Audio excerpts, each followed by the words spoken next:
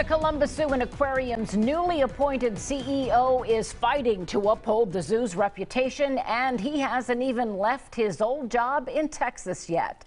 Thanks for joining us tonight for NBC4 at 6.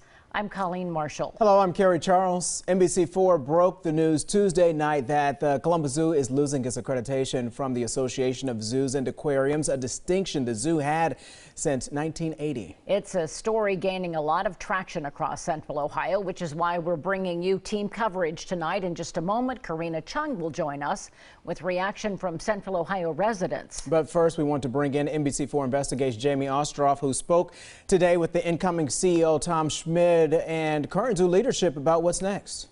Yeah, this is definitely not the news they wanted to get here, but Schmidt and Dr. Jan Raymer told me they are already working to appeal the AZA's decision. If I'm honest, we were completely shocked. I was very surprised and taken back by the decision that the commission made. The Association of Zoos and Aquariums Accreditation Commission voted Friday not to renew the accreditation that the Columbus Zoo and Aquarium has held for more than 40 years. The AZA did not return my calls or emails Wednesday, but in a statement on the organization's website, President Dan Ash wrote AZA membership is conditioned on adherence to our accreditation standards, the global gold standard for modern aquariums and zoos, and our independent accreditation commission has determined that Columbus has failed to uphold those standards. The statement referenced two scandals that rocked the Columbus Zoo earlier this year at the root of the decision. First, the discovery that two zoo executives had been mismanaging the zoo's finances to benefit themselves and their families. Second, a documentary that debuted over the summer, revealing years of questionable baby animal transfers with unaccredited vendors. Both executives have been gone since spring, and the zoo changed its policies involving public appearances and vendor relations. Dr. Jan Raymer, the zoo's vice president of animal care and conservation, helps oversee those policies. I am furious that the terrible decisions and actions of a few individuals in leadership positions, and these people are no longer at the zoo, resulted in where we find ourselves today. News of the accreditation denial broke just hours after the zoo announced a major part of its leadership changes.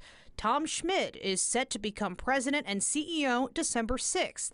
I will tell you, the inspection team that was here over the summer came up with one of the longest list of exemplary positive comments that I've ever seen on any AZA inspection. So clearly that tells me that the zoo is doing a lot of things right. Schmidt and current zoo leadership plan to ask the AZA to table the accreditation long enough to show the commission that the changes are sticking. But it's not just about winning over an organization.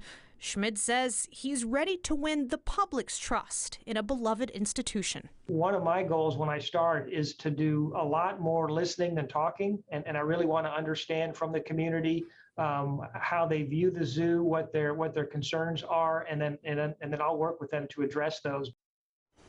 The Columbus Zoo and Aquarium has until October 30th to appeal the AZA's decision, which will then have 45 days to decide. If that appeal is denied, the zoo cannot apply for accreditation again until September of 2022. Losing accreditation could put some of the zoo's partnerships in jeopardy that provide a lot of the animals, but Dr. Raymer was adamant with me that the AZA's decision will not impact the guest experience. She believes the situation will be resolved before any visible changes would have even the chance to take place. Colleen.